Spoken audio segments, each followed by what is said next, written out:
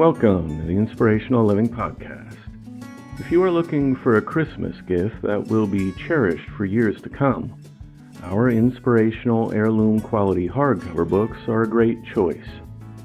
Today is the last day you can get our books for 30% off the retail price. So order your copies now at inspirationallifelessons.com.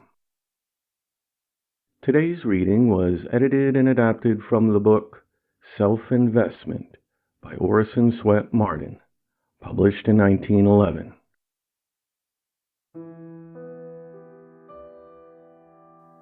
Education, as commonly understood, is the process of developing the mind by means of books and teachers. When education has been neglected, either by reason of lack of opportunity or because advantage was not taken of the opportunities afforded, the one remaining hope is self-improvement. Opportunities for self-improvement surround us. The helps to self-improvement are abundant, and in this day of cheap books, free libraries, evening schools, and the internet, there can be no good excuse for neglecting to use these faculties for self-development, which are so abundantly supplied. When we look at the difficulties which hindered the acquisition of knowledge long ago, the scarcity and the costliness of books, the long hours of work and toil which left so little time for study, we may well marvel at the giants of scholarship those days of hardship produced. And when we add to these limitations the physical disabilities, blindness, deformity, and ill health which many contended against, we may feel shame as we contemplate the fullness of our modern opportunities and the helps and incentives to study and self-development which are so lavishly provided for our use and inspiration, and of which we avail ourselves so little. Self-improvement implies one essential feeling, the desire for improvement. If the desire exists, then improvement is usually accomplished only by the conquest of self, the material self, which seeks pleasure and amusement. The television, the video games, the idle chatter and gossiping will have to be eschewed, and every available moment of leisure turned to account. For anyone who seeks self-improvement, there is, quote, a lion in the way, the lion of self-indulgence, and it is only by the conquest of this enemy that progress is assured. Show me how a person spends their evenings, their odd bits of time, and I will forecast their future. Do you look upon your leisure time as precious, rich in possibilities, as containing golden material for your future life structure? Or do you look upon it as an opportunity for self-indulgence, for a light, flippant, good time? The way you spend your leisure will reveal the keynote of your life, will tell me whether you are dead in earnest, or whether you look upon life as a joke. You may not be conscious of the terrible effect, the gradual deterioration of character, which comes from a frivolous wasting of your evenings and half-holidays, but your character is being undermined just the same. Professionals, both young and old, are often surprised to find themselves dropping behind their competitors. But if they will examine themselves, they will find that they have stopped growing because they have ceased their effort to keep abreast of the times, to be widely read, to enrich their life with self-culture. The right use of spare moments in reading and study is an indication of superior qualities. and in many historic cases, the spare moments utilized for study were not spare in the sense of being the spare time of leisure. They were rather spared moments, moments spared from sleep, from meal times, from recreation. It is not lack of ability that holds people down, but lack of industry. In many cases, an employee has a better brain, a better mental capacity than their employer, but they do not improve their faculties. We dull our minds by unconstructive habits. We spend our time and money on the latest gadgets and games, in bars and at sporting events, and as we grow older, we grumble at our lack of luck, our limited opportunity. The ignorance common among those who work in the factories, stores, and offices in our great land of opportunity, where we all should be well educated, is a pitiable thing. On every hand we see men and women of natural ability occupying inferior positions because they did not think it important enough in their youth to concentrate their attention on the acquisition of knowledge that would make them skillful workers. Thousands of men and women find themselves held back, handicapped for life, because of the seeming trifles which they did not think it worthwhile to pay attention to in their youth. The trouble with many people is that they are not willing to fling the whole weight of their being into their vocation. They want short hours, a little work, and a lot of play.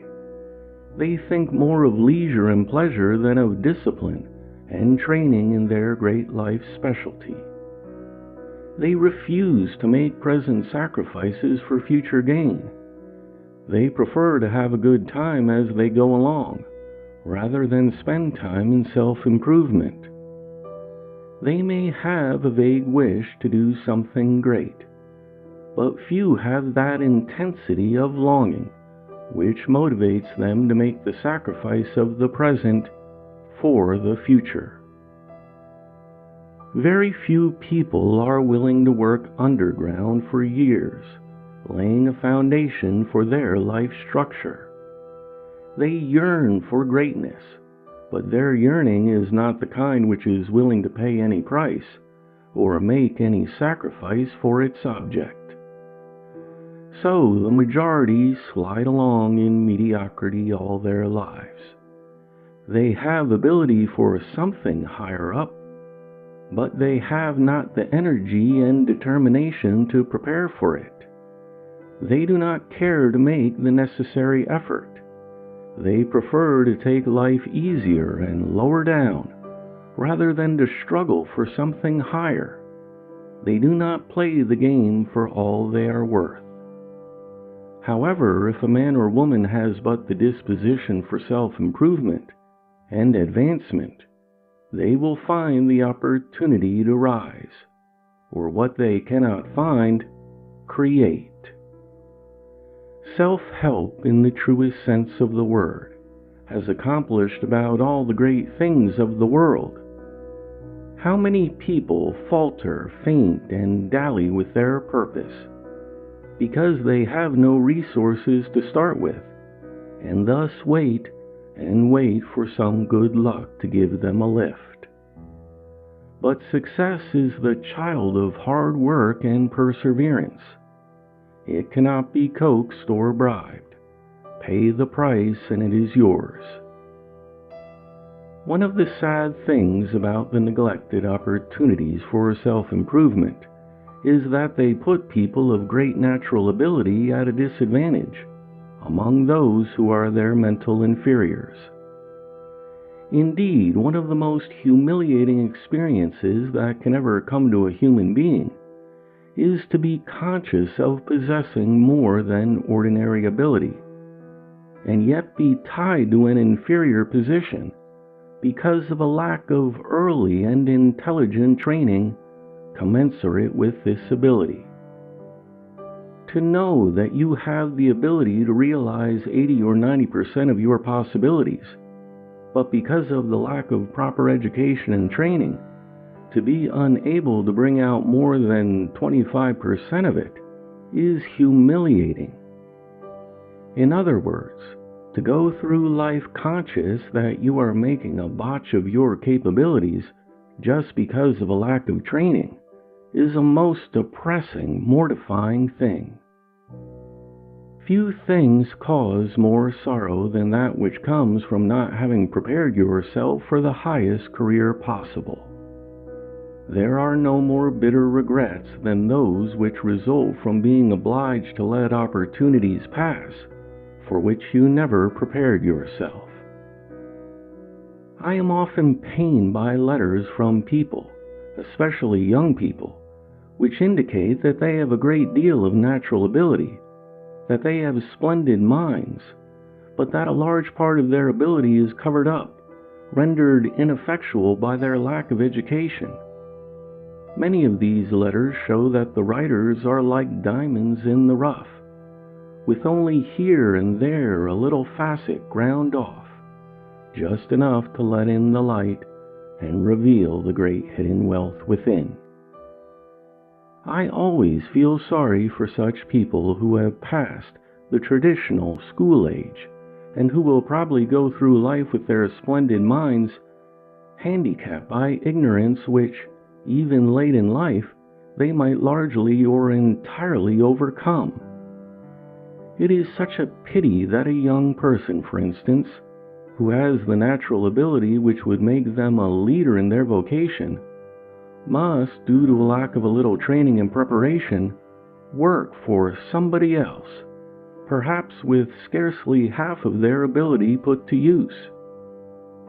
Everywhere we see office workers, mechanics, employees in all walks of life, who cannot rise to anything like the positions which correspond with their natural ability, because they have not had the proper education. The parable of the talents illustrates and enforces one of nature's sternest laws. To those that have, more shall be given. From those that have, nothing shall be taken away, even that which they have.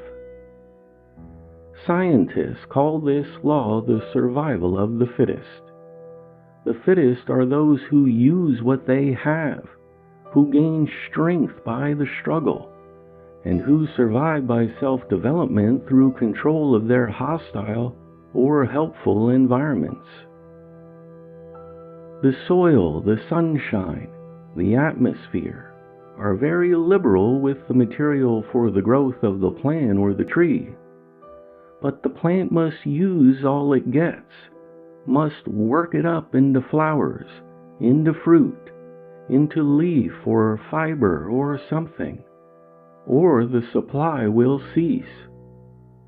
In other words, the soil will not send any more building material up the sap than is used for growth, and the faster this material is used, the more rapid the growth, the more abundantly the material will come. The same law holds good everywhere. Nature is liberal with us if we utilize what she gives us, but if we stop using it, if we do not do some building somewhere, if we do not transform the material which she gives us into force and utilize that force, we not only find the supply cut off, but also that we are growing weaker, less efficient. Everything in nature is on the move, either one way or the other. It is either going up or down. It is either advancing or retrograding. We cannot hold without using. Nature withdraws muscle or brain if we do not use them.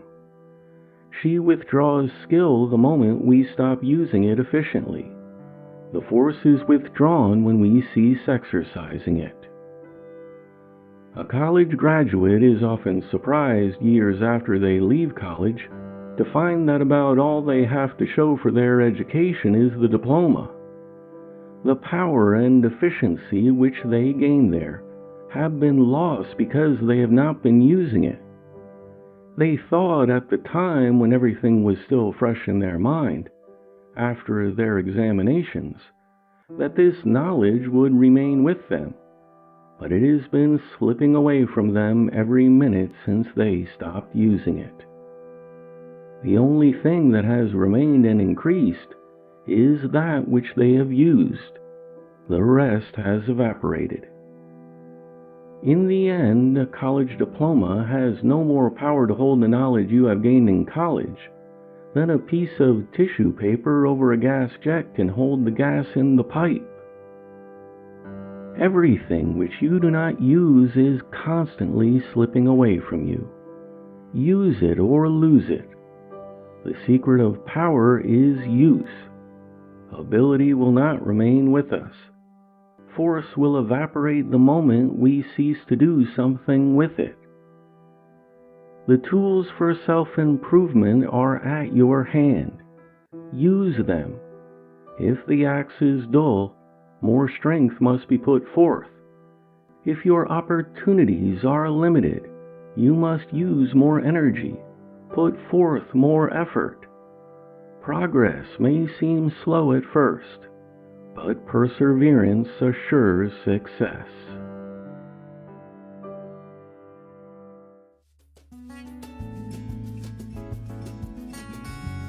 The Inspirational Living podcast is a production of The Living Hour.